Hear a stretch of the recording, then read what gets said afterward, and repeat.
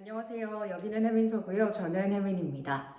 여러분은 어떤 장면을 보고 문득 과거의 기억으로 빨려 들어가 본 경험을 해본 적이 있으신가요? 예를 들면 냄비가 막 타는 장면을 보고 과거가 생각난다든지 아니면 문득 길을 걷다가 듣는 어떤 노래가 될 수도 있고 향기가 될 수도 있을 텐데요. 갑자기 떠오른 어떤 기억 때문에 잠깐 멈춰서 본 경험은 누구에게나 있을 것 같습니다. 오늘 소개할 책도 바로 그런 기억의 순간에서 출발하는 책인데요. 사랑하는 아내를 잃고도 그와 함께했던 순간들을 자신의 마음속에서 계속해서 살아나가고 있는 한 남자의 이야기입니다.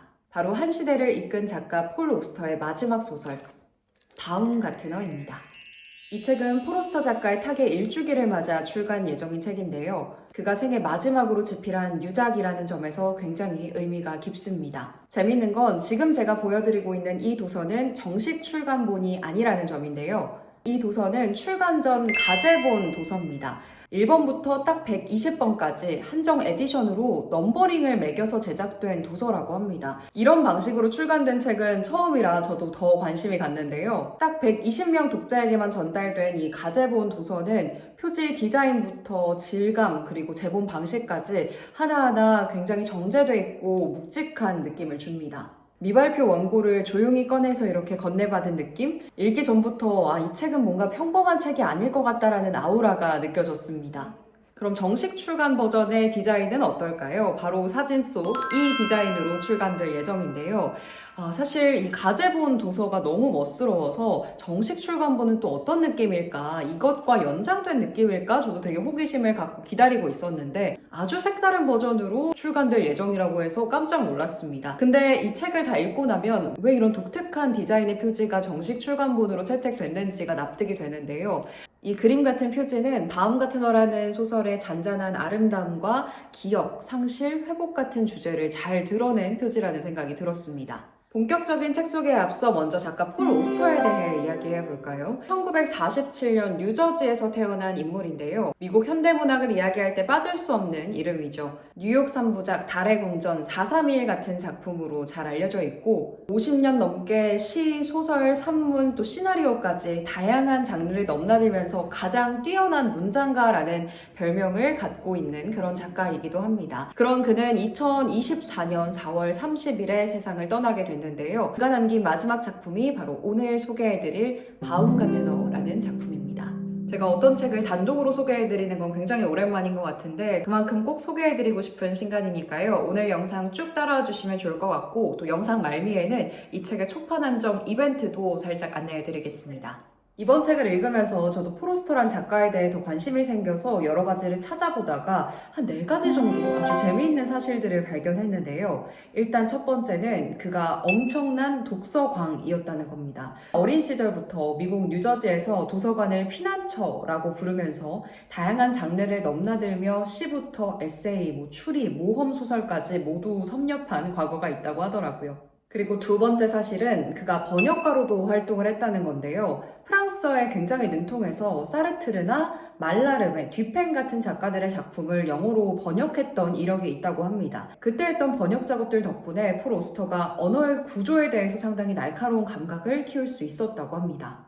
그리고 세 번째 사실은 그가 영화 감독으로도 활동했던 이력이 있다는 건데요. 영화 스모크라는 작품의 공동 시나리오 집필과 연출에도 참여한 이력이 있다고 합니다. 그리고 네 번째는 실제 바움가트너와 닮은 점이 많다라는 점인데요. 바움가트너가 상당히 아내를 사랑하는 인물로 나오는데 그래서 그 아내가 쓴 글들을 갈무리해서 그 아내의 죽음 이후에 그런 글들을 펴내는 작업도 하게 되는데 폴 오스터의 아내 역시 작가였고 실제로 그와 문학적 동반자 관계로도 잘 알려져 있었다고 합니다. 바움가트너와 폴 오스터가 서로 겹쳐지는 면이 많기 때문에 그런 사실을 생각하면서 이 소설을 읽으면 훨씬 더 깊게 이 소설이 다가오는 걸 느껴보실 수 있을 겁니다.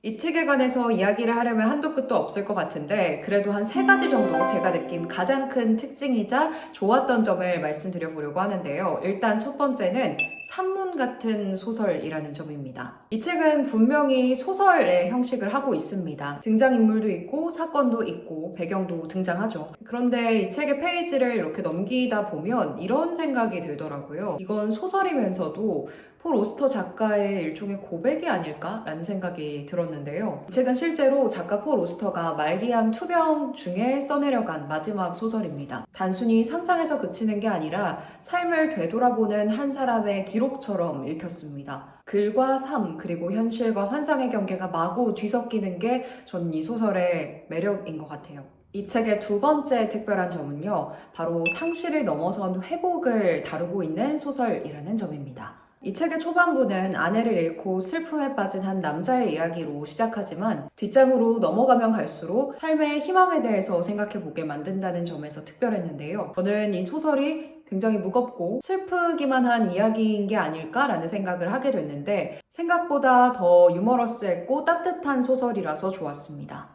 흔히 우리는 상실의 끝이라고 생각하는 경향이 있잖아요. 그런데 작가 폴 오스터는 이 책을 통해서 이렇게 말하고 싶었던 것 같아요. 우리가 정말 사랑하는 사람을 잃는다고 하더라도 그게 내 삶이 끝나는 걸 의미하는 건 아니라고요. 그리고 때로는 예상치 못하게 또 다른 사랑이 찾아올 수도 있고 또 나를 살고 싶게 만드는 여러 사람들을 새롭게 만나게 된다는 점을 이 소설을 통해서 보여줍니다. 그래서 이 모든 과정을 겪고 책의 후반부에 다다르게 되면 아주 작지만 단단한 희망 같은 것을 발견하게 되는데요. 상실의 애도를 넘어서 어떻게 삶이 다시 회복될 수 있는지를 다루고 있다는 점이 이 책의 두 번째 특별한 지점이라고 말할 수 있겠습니다.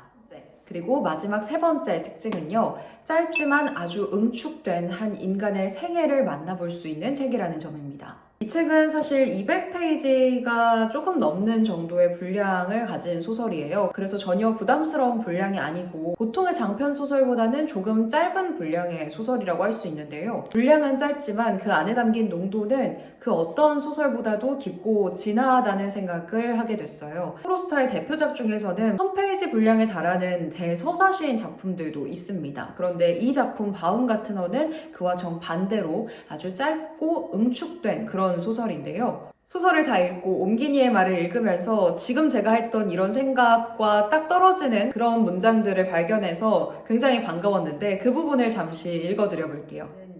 주인공 바움가트너의 70년이 조금 넘은 인생 가운데 마지막 2년 정도라는 짧은 기간을 띄엄띄엄 다룬 것으로 물리적 분량 자체도 적다. 그럼에도 번역을 손보면서 담고 있는 내용이 너무도 풍성한 나머지 전체 분량을 다시 확인해 볼 만큼이나 무척 긴 소설을 읽는 느낌이 들었다. 그런 인상을 받는 데는 이 소설이 작지만 마치 나무처럼 다양한 각도로 가지를 잘 뻗고 있기 때문이라는 생각이 들었다. 말하자면 여러 소설로 이루어진 한 편의 소설 같은 느낌, 그러면서도 하나의 소설로서 일관성을 유지하는 느낌을 준다. 이 자체로 소년부터 청년과 현재의 모습까지 다양한 인간이 공존하고 있으면서도 단일한 작은 인간인 바움가트너, 나아가 우리 모두를 효과적으로 재현하는 방식일 수도 있겠다는 생각이 든다. 그럼 이번에는 어떤 분들께 이 책을 가장 추천드리고 싶은지 말씀드려 볼 텐데요. 가장 먼저는 사랑하는 사람을 떠나보낸 경험이 있는 분들께 이 책을 꼭 추천드려보고 싶습니다. 바움가트너도 사랑하는 아내를 아주 불의의 사고로 잃게 되는데요. 아주 예상치 못한 순간에 예상치 못한 방식으로 눈 깜짝할 새에 사랑하는 아내가 세상을 떠나게 됩니다. 대부분의 죽음이 그렇잖아요. 예상하지 못한 순간에 찾아오기 마련인데 만약 여러분이 어떤 이별을 겪고 그 빈자리에 익숙해져 가는 중이시라면 아마 이 책이 여러분의 곁에 조용히 앉아 있어주는 그런 친구 같은 책이 되어줄 것 같습니다. 그리고 두 번째는요, 나이듦과 삶의 흐름에 대해서 생각해보고 싶은 분들께 이 책을 추천드려 볼 수 있겠습니다. 우리는 매 순간 늙어가고 있고 죽음에 가까워지고 있죠. 저는 그 사실을 생각할 때 문득 막막해지기도 하고 그럼 나는 어떻게 살아야 되지? 무엇을 위해서 살아야 되지? 라는 질문을 가끔 던져보게 되는데 삶이 점점 변해가고 나 역시 점점 늙어가는 걸 받아들이는 일이 참 인간에게는 숙제 같고 어려운 문제라는 생각이 듭니다. 그런데 이 소설 속 바움가트너는 늙어감과 삶의 자연스러운 흐름을 도망치지 않고 정면으로 마주보는 이야기라는 생각이 들었어요. 그래서 조급하게 위로를 건네기보다도 그래도 삶은 흘러간다라는 잔잔한 위로 같은 것들을 느낄 수 있었습니다. 그리고 마지막으로는 폴 오스터를 처음 읽는 분들께 특히 이 소설을 추천드리고 싶은데요.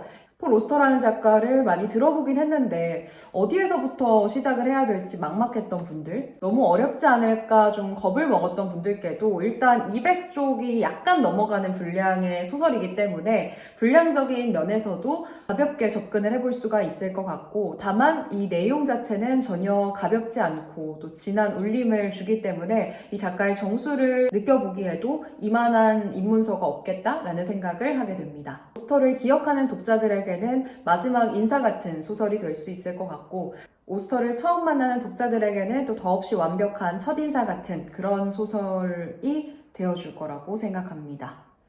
네, 이렇게 해서 오늘은 폴 오스터 작가의 마지막 소설 바움 같은 너를 소개해드렸는데요. 이 책을 기다리셨던 독자분들께 아주 반가운 이벤트 소식도 하나 전해드리겠습니다. 정식 출간본을 구매하시는 분들께 폴 오스터 작가의 친필 사인 인쇄본, 그리고 특별 제작된 리플리 포스터, 이렇게 두 가지가 함께 제공된다고 합니다. 폴 오스터의 마지막 문장을 가장 특별한 형태로 만나고 싶은 분들이라면 이 이벤트도 꼭 놓치지 않으셨으면 좋겠고요. 오늘 영상이 도움이 되셨다면 좋아요, 구독도 한 번씩 부탁드립니다. 그럼 저는 다음에 또 재미있는 영상으로 돌아오겠습니다. 여러분, 안녕!